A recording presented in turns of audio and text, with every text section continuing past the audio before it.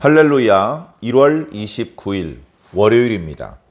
마가복음 말씀 10장 17절부터 31절까지 말씀을 읽고 은혜 나누도록 하겠습니다. 예수께서 길에 나가실 때 한 사람이 달려와서 꿇어 앉아 묻자오되 선한 선생님이여 내가 무엇을 하여야 영생을 얻으리이까? 예수께서 이르시되 네가 어찌하여 나를 선하다 일컫느냐? 하나님 한 분 외에는 선한 이가 없느니라. 네가 계명을 안 하니 살인하지 말라, 간음하지 말라, 도둑질하지 말라, 거짓 증언하지 말라, 속여 빼앗지 말라, 네 부모를 공경하라 하였느니라. 그가 여짜오되 선생님이여 이것은 내가 어려서부터 다 지켰나이다.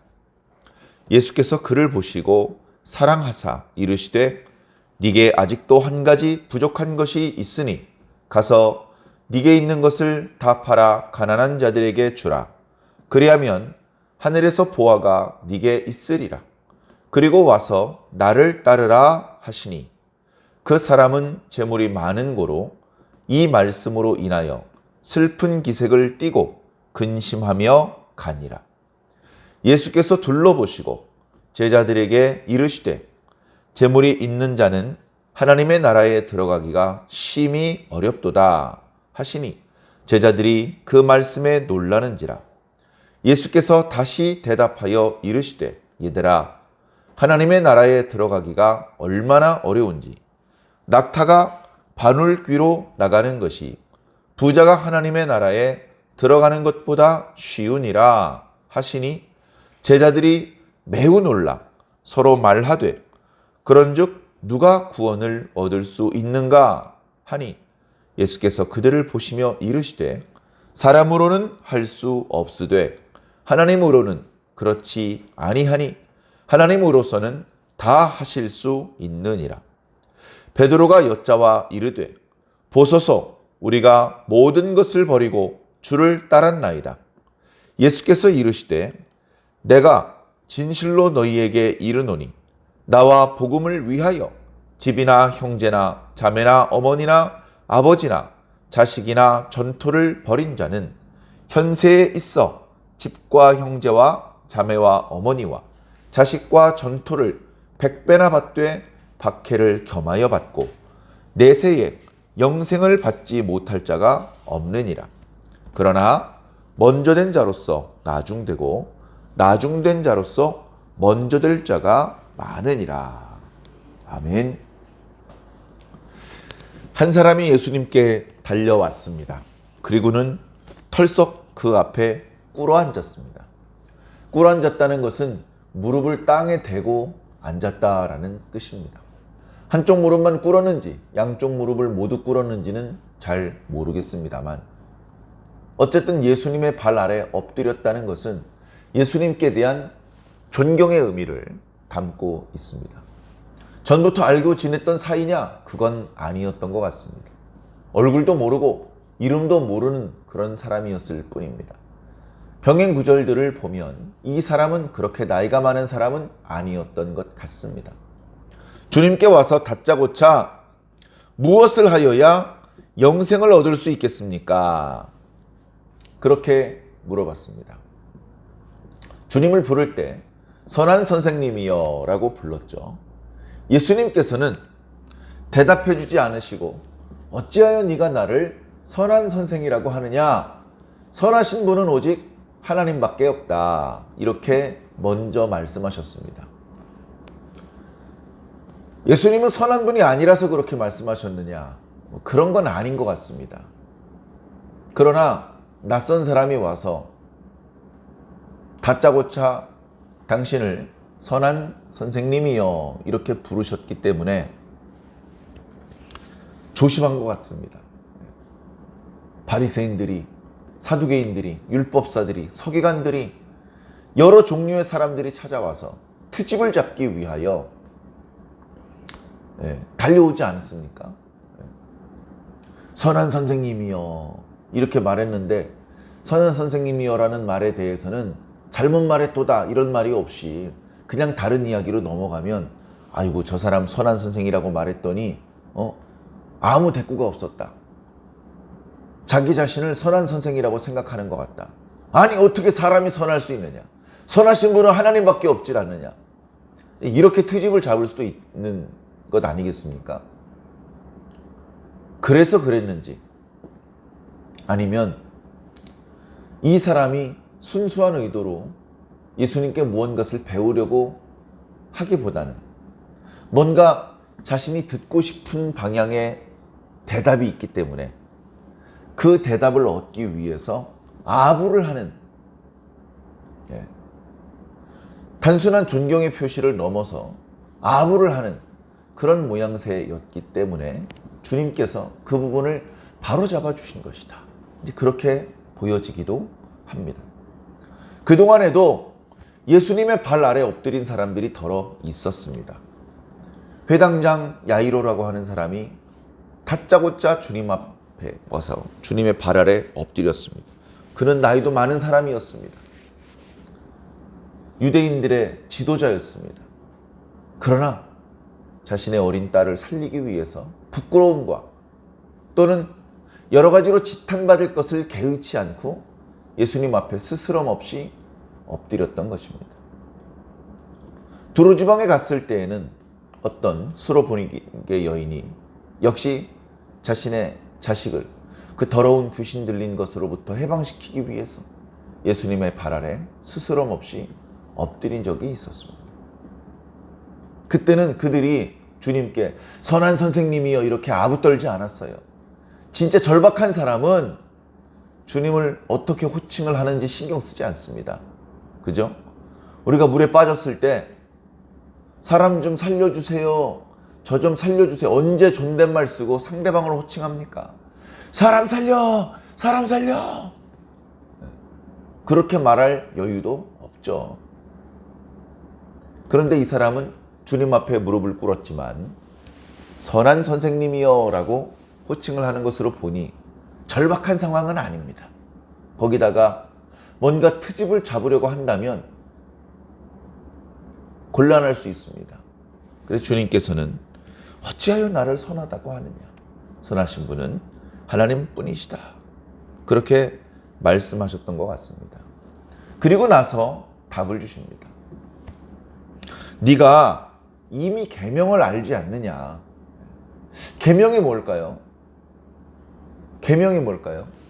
자, 바리새인들은 모세의 율법뿐 아니라 장로들의 전통도 계명이라고 생각했습니다. 그리고 당시 뭔가 이렇게 좀 속세를 떠나서 이렇게 산속에 굴 속에 공동체 생활을 하면서 경건 생활을 하던 그런 쿰난 공동체 이런 사람들도 있는데 그분들에게는 특별히 선한 선생이라는 그런 직함이 있나 봅니다. 그래서 그 율법의 말씀을 선한 선생이, 선한 교사가 이렇게 해석해 주는 것, 그것이 이제 그들에게는 계명입니다. 예수님께는 어떻죠? 그저 10계명이 계명인 거예요. 오늘 10계명 중에 6번째, 7번째, 8번째, 9번째, 그리고 5번째 계명이 나옵니다. 속여 빼앗지 말라. 이 말씀은 이제 10계명에 있는 말씀은 아닌데 이 율법의 여러 말씀들에 이미 담겨져 있는 그런 의미죠.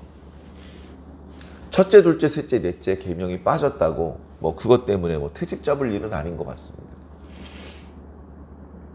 계명들을 지켰느냐? 그랬더니 이 사람이 대답을 합니다. 네, 선생님. 그건 제가 어려서부터 다 지켰습니다. 선한 선생님이요 라고 하지 말라고 하시니까 그냥 선생님이라고 부릅니다. 그건 큰 문제가 없어요. 근데 말씀하셨던 계명은 제가 어려서부터 다 지켰다. 이렇게 답을 했습니다. 어려서부터 빠짐없이 모든 계명을 다 지킬 수 없습니다. 사람은 그렇게 할 수가 없어요. 사람은 완전한 존재가 아닙니다.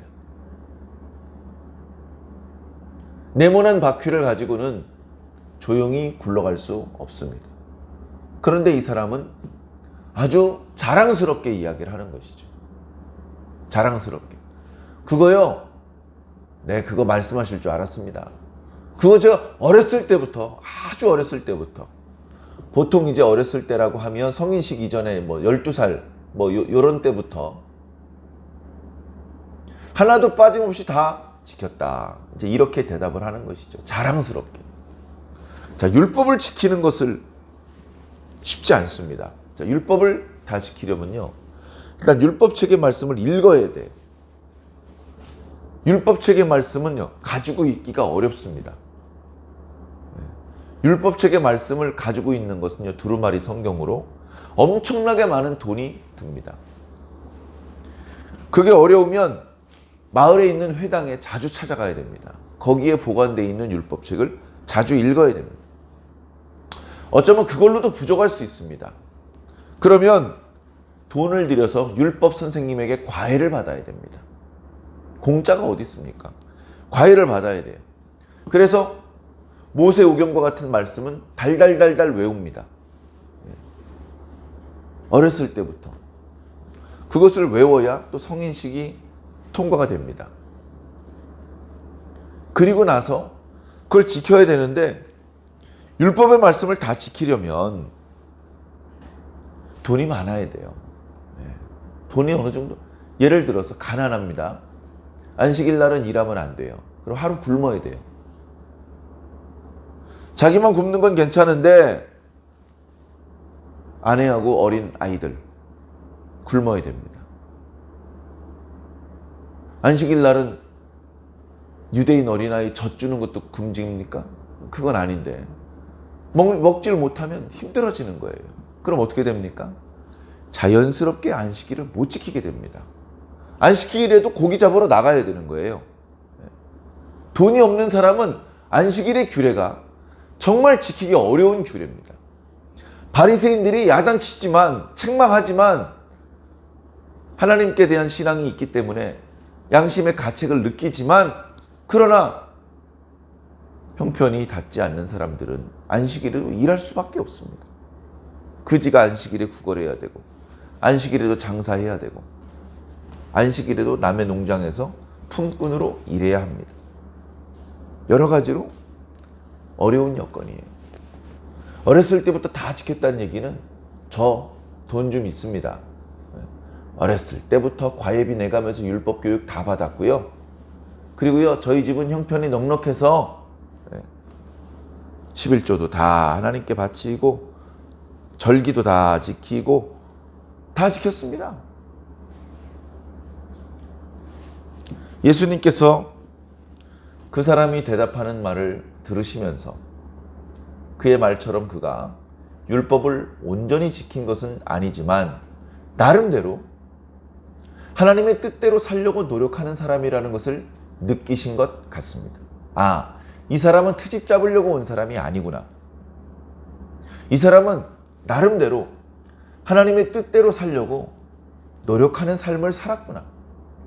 그리고 지금도 계속해서 어떻게 하면 하나님을 기쁘시게 하는 삶인지, 그래서 어떻게 하면 최종적으로 영생을 얻을 수 있게 되는 것인지 그 부분에 대해서 알고 싶어하는, 그런 부분에 대해서 관심이 있는 그런 사람이구나. 그렇게 느끼셨습니다.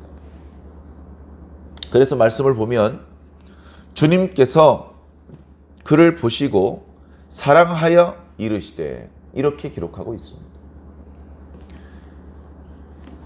그런데 너에게 아직도 한 가지 부족한 것이 있습니다. 아, 역시 그런 게 있었군요. 역시 선생님은 뭔가 다른 말씀을 해주실 줄 알았습니다. 선생님은 특별한 분이라고 제가 생각했습니다. 뭡니까? 말씀하시면 그대로 해보겠습니다. 그런 눈빛으로 주님의 말씀을 기다렸는데, 주님의 말씀은 뭐냐? 가서 너에게 있는 것을 다 팔아서 가난한 사람들에게 주라. 그러면 하늘에서 보화가 너에게 있을 것이다. 그런 다음에 와서 나를 따르라. 아, 그렇게 말씀하시는 겁니다. 말씀을 듣던 그 사람의 표정이 변합니다. 처음에는 주님을 향한 존경 어린 표정이었습니다. 주님께서 계명을 지키라고 말씀하셨을 때는 만면의 미소가 가득했을 것입니다. 아, 그건 했는데, 나 그거 진짜 열심히 잘했는데, 자신감이 붙었겠죠.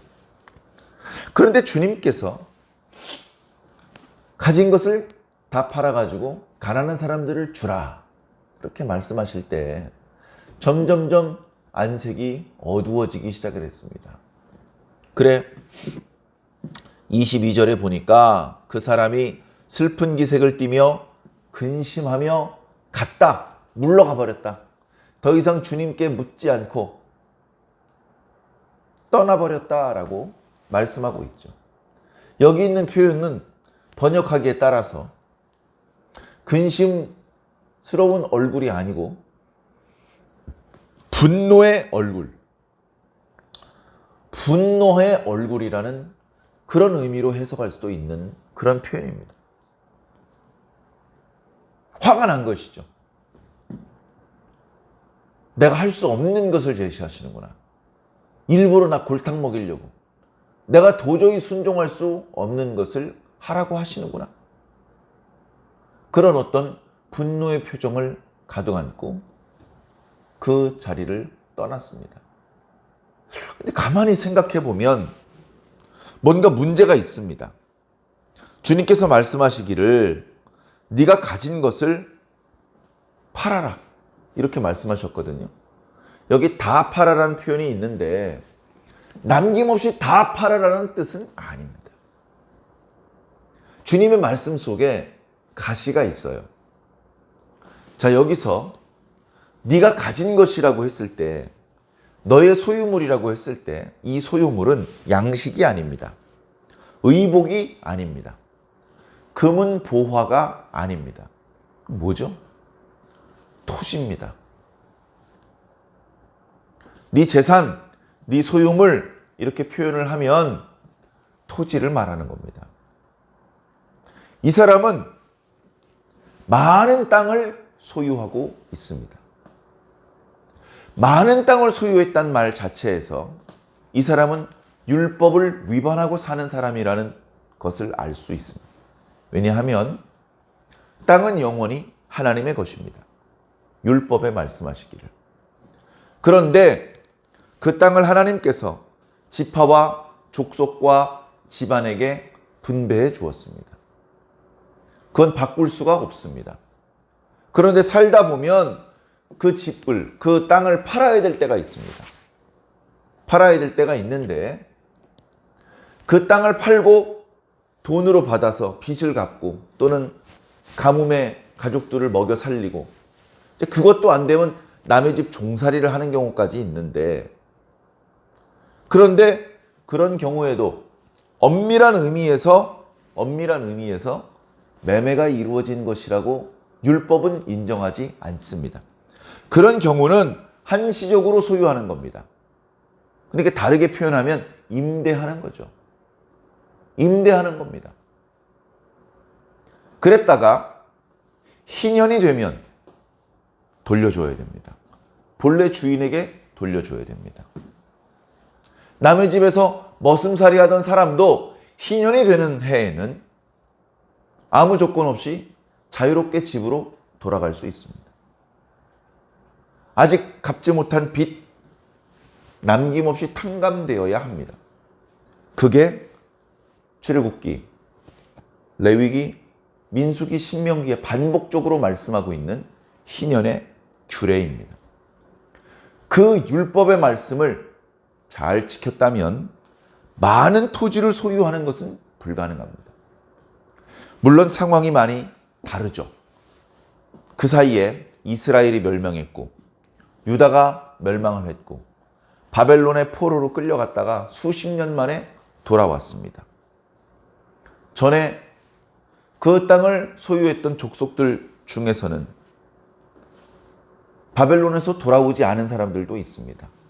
그렇기 때문에 그 땅의 소유 구조가 처음에 여호수아 때 분배했을 때와 똑같은 것을 요구하긴 어려울 것입니다. 그 중간에 톨레미 왕조가 다스렸고 셀루시드 왕조가 다스렸고 마카비 사람들이 반역을 일으켜가지고 유다 사람들이 그 땅을 직접 통치를 했고 여러 가지 복잡한 일들이 있었습니다. 그런 상황이긴 하지만 주님께서 말씀하신 것처럼 네가 가진 그 많은 재물을 팔아서 가난한 자들에게 주라는 말씀은 네가 부분적으로 소홀히 여겼던 말씀을 지켜라. 그리고 더 근본적으로는 그냥 뭐 살인하지 말라, 이건 당연한 거고 당연히 지켜야 되는 것이고 좀 더 폭넓게 말씀하시자면 하나님을 사랑하고 이웃을 사랑해라. 그 계명을 지키라는 겁니다. 그 계명을 지키라는 거예요. 10계명의 말씀을 지켰느냐? 정말 잘했다. 그런데 아직 부족해. 이웃을 사랑하는 것을 좀 더 실천을 해라. 그런 다음에 나를 따라와라. 예수님께서 자신의 제자가 되라고 말씀하시는 그런 말씀을 듣는 영광은 아무에게나 허락된 것이 아닙니다. 기억하실지 모르겠습니다만 예수님께서 거라사 지방에 가셨을 때 어떤 사람에게 더러운 귀신이 들려 있었습니다. 예수님께서 그 귀신에게서 그 사람에게서 나와라 라고 말했죠. 그 사람이 나오지 않으려고 했습니다. 우리 지방을 떠나지 않도록 나가라고 하지 말아 주십시오. 나가라! 그럼 저기 저 돼지떼들에게 들어가게 해주십시오. 돼지떼들에게 들어가기를 허락하셨습니다. 돼지떼들이 비탈길로 뛰어내려가 바다에 빠져서 다 죽었습니다. 군대막이었죠. 근데 그 사람이 정신을 차리고 온전해졌습니다. 옷을 입고. 그 마을 사람들은 주님께 이 마을을 떠나달라고 요구했지만 그 귀신 들렸던 청년은 주님을 따라와서 주님을 따르고 싶습니다. 그렇게 부탁을 했습니다. 주님의 제자가 되고 싶다라고 말한 것이죠. 주님께서 허락하지 않으셨어요. 아니야, 네 가족들에게로 돌아가라. 그리고 하나님께서 너에게 어떻게 자유를 주셨는지 사람들한테 증언하도록 해라. 그렇게 말씀하셨어요. 예수님을 따르고 싶은 사람, 예수님의 제자가 되고 싶은 사람들이 그동안에도 많이 있었습니다. 그러나 예수님께서 허락하지 않으셨어요. 근데 이 예수님께 다짜고짜 달려와서 선한 선생님이요, 무엇을 하여야 영생을 얻을 수 있습니까? 라고 물어본, 어려서부터 계명을 다 지켰다고 말하는 이 사람에게는 주님께서 당신의 제자가 될 수 있도록 그렇게 말씀해 주셨던 것이죠. 그러나 이 사람에게는 가진 것이 많았던 관계로 그것들을 다 팔아 가난한 사람들에 주는 것이 너무나 어려운 일이었습니다. 그래서 근심하는 표정으로, 심지어 분노를 품고 예수님 앞을 떠나갈 수밖에 없었습니다. 다 떠나고 제자들만 남았습니다. 제자들이 자신들이 기대했던 대로 이야기가 진행되지 않고 엉뚱한 말씀 때문에 다 깨져버렸습니다. 아, 저 친구가 우리의 일행이 되면 이제 먹고 자는 것은 걱정 안 해도 되겠다. 뭐 이런 생각을 어쩌면 어떤 제자는 했을지도 모릅니다. 그런데 산통이 다 깨져버렸죠. 주변에서 보던 무리들도 당황하고 예수님의 제자들도 어안이 벙벙해져 있습니다. 그때 예수님께서 제자들을 돌아보시면서 말씀하십니다. 부자가 천국 가는 것은 정말 심히 어렵다. 재물이 있는 자가 하나님의 나라에 들어가는 것은 심히 어렵다. 제자들이요, 놀랍니다. 에? 이건 또 무슨 말이야? 제자들이 놀라는 이유는 간단합니다. 제자들은 여전히 다른 일반 유대인들과 똑같은 생각을 하고 있습니다. 자, 유대인들은 어떤 생각을 하고 있느냐? 어떤 사람이 부자예요. 그거 왜 그래요? 하나님께 복 받았어. 하나님께 계명을 잘 지키고 하나님께서 복을 주시고 그래서 부자가 된 거예요. 가난한 사람은 율법도 지키지 않고 게을러서 가난해진 거예요. 병든 사람은 죄 지어서 저주받아서 병든 거예요. 이게 당시 유대인들이 가지고 있었던 생각들이에요. 그런 생각을 가지고 있기 때문에 부자가 주님께 와서 계명을 다 지켰다 그러니까 야, 저 사람은 틀림없이 주님께 칭찬을 듣겠구나. 이런 생각을 하고 있는데 주님께 한 방 먹고 근심스러운 얼굴을 하면서 떠나가 버립니다. 거기다 대고 주님께서는 재물이 많은 자는 하나님 나라 들어가기가 심히 어렵다 이렇게 말씀하시니까 아니 다 못 들어가도 재물 많은 사람은 들어가는 줄 알았는데 오히려 재물이 많은 사람이 못 들어간다고요? 깜짝 놀라게 되는 것이죠. 자, 그래서 이제 예수님께서는 제자들이 놀라고 있다는 걸 느끼고서 거기다 대고 또 말씀하십니다. 얘들아, 재물이 많은 사람이 하나님 나라 들어가는 것이 얼마나 어려우냐 하면 낙타가 바늘귀로 지나가는 것이 부자가 하나님 나라에 들어가는 것보다 쉽다. 그랬더니 제자들이 매우 크게 놀랍니다. 왜? 이렇게 놀라는 것이죠. 제자들끼리 서로 수군거리다가 베드로가 울먹울먹하는 표정으로 주님께 이야기를 합니다. 주님, 저희는 다 버리고 주님을 따랐습니다.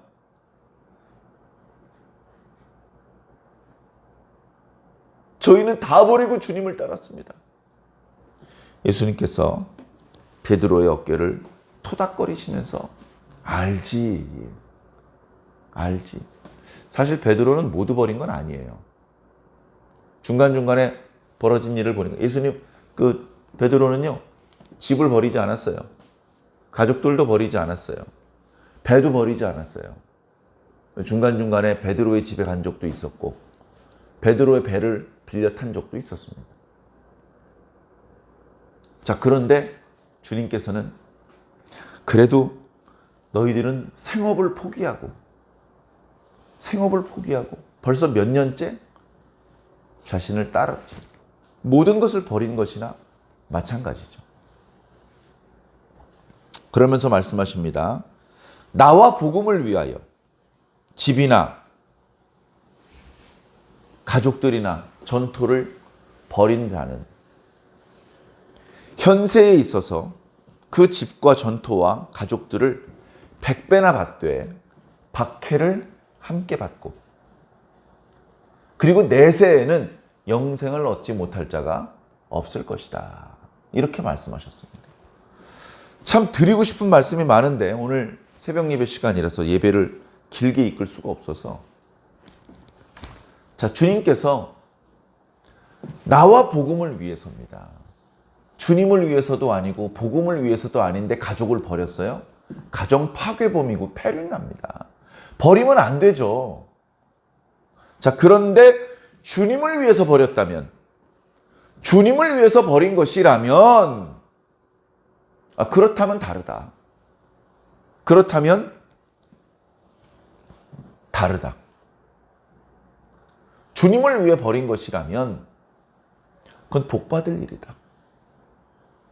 그래, 집을 버리고 가족들을 버리고 땅도 다 모든 어떤 권리를 포기하고 뭐랍니까? 주님께서 부탁하신 일을 해야죠. 이제 복음을 전파하는 일을 해야 될 것 아닙니까? 그렇게 한 경우에는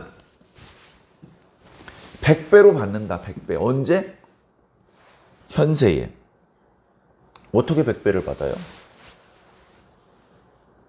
여러분 100배 받으셨습니까? 저는 100배 받았습니다. 1000배 받았습니다. 교회 공동체 안에서 형제들이 많이 생겼습니다. 자매들이 많이 생겼습니다. 어머니들이 많이 생겼고 자식들이 많이 생겼습니다. 모두 다 주 안에 형제 자매고 자식이고 어머니입니다. 아버지는 버렸는데 돌려받았다는 말씀이 없어요. 아버지는 하나님이죠. 하나님. 그럼 아버지는 버리기만 하고 돌려받지는 않습니까? 형제 속에 있어요. 그리고 버릴 때 배우자나 자녀, 자식을 버리라는 말씀은 없어요. 자, 교회 공동체 안에서 100배를 얻는다. 그런데 무엇을 겸해서 받느냐? 박해를 겸해서 받는다. 박해. 여러분, 주님과 복음을 위해서 모든 것을 버리시고 100배를 받으시고 박해를 겸해서 받고 계십니까? 그 말씀대로 살고 계시면 지금 신앙생활 잘하고 계신 겁니다. 그렇지 않으신 분들은 조금 자신의 신앙생활을 좀 점검해 보시면 좋을 것 같습니다. 물론 현재 2024년도는 박해가 있는 그런 때는 아닙니다. 뭐 옛날에 천주교인들 무슨 박해 대거 천주교인들을 잡아다가 처형시킨 뭐 그런 일들도 있었죠. 그런 식의 박해는 없습니다. 그러나 여러 가지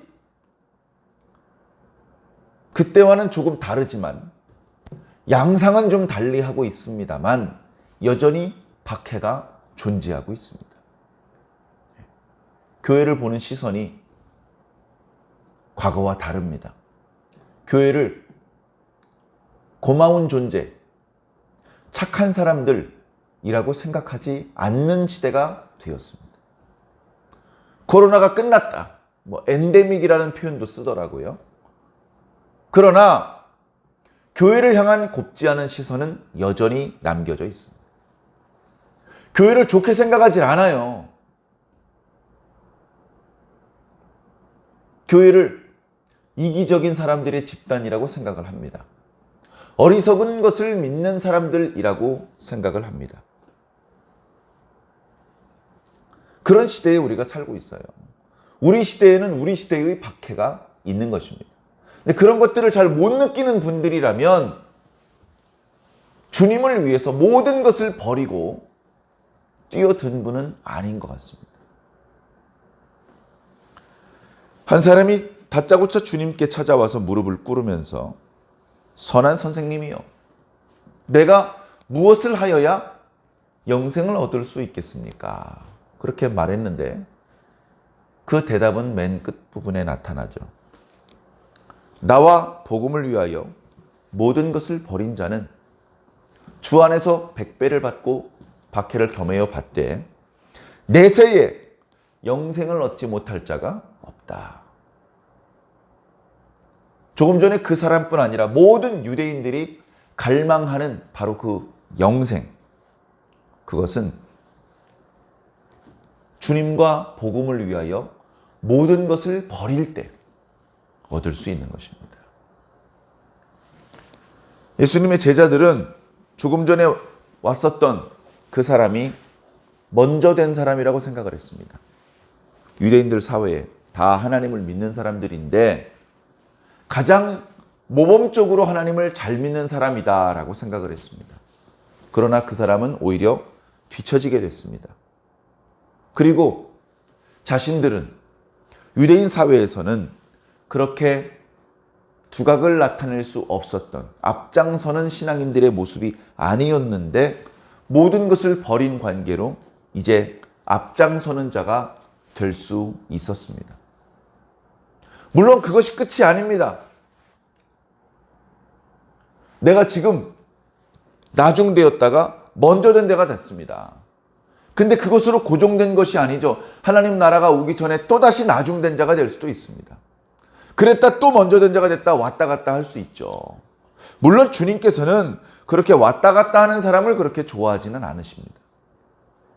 먼저 된 자가 되었으면 계속해서 먼저 된 자의 자리에 남아 있을 수 있도록 분발해야 되고 발버둥 쳐야 됩니다.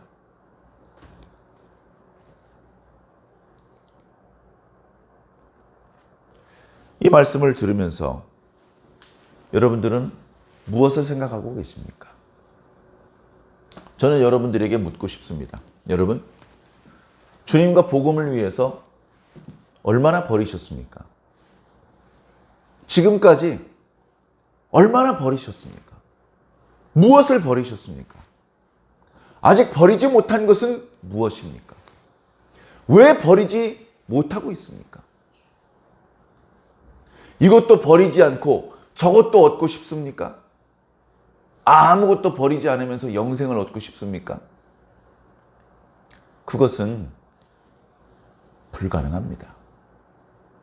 하나님과 재물을 겸하여 섬기는 것은 불가능합니다. 하나님의 말씀은 이렇게 때때로 매우 불편합니다. 그러나 불편한 말씀을 지우고 편안한 말씀, 마음에 드는 말씀, 나를 위하는 말씀, 그런 말씀만 들어서는 절대 영생을 얻을 수 없습니다. 지금까지 하나님의 너그러운 은혜 안에서 잘 신앙생활해 오셨는데 간혹 만나게 되는 이런 어렵고 불편한 말씀들을 외면하지 마시고 진지하게 직면해 주시기를 부탁을 드립니다. 그리고 이 말씀대로 오늘 당장 모든 것들을 다 버리는 것은 아니더라도 마땅히 버려야 되는 것들을 하나씩 하나씩 더 버려나갈 수 있다면 우리는 오늘도 멈추지 않고 주님을 향하여 한 걸음 더 전진하는 신앙인이 될 수 있을 것입니다. 그렇게 오늘도 중단 없이 주님을 향하여 전진할 수 있는 저와 여러분들이 꼭 되기를 예수님 이름으로 간절히 축원합니다. 아멘.